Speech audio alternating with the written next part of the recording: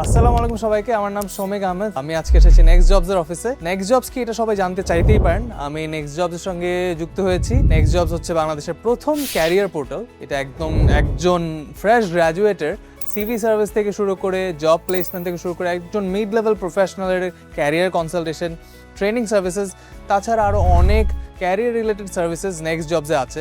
আমি নিজেও অনেক এক্সাইটেড জানতে যে নেক্সট জবসে কী কী আছে এবং কী কী থাকবে সামনে, এবং আমি আপনাদের জন্য এক্সাইটেড বিকজ এরকম একটা পোর্টাল হয়তো আমাদের স্টুডেন্টরা অথবা আমাদের ক্যারিয়ার প্রফেশনালরা আগে দেখেননি।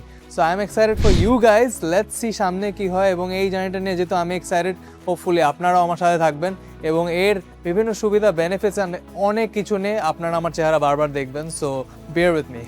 All the best.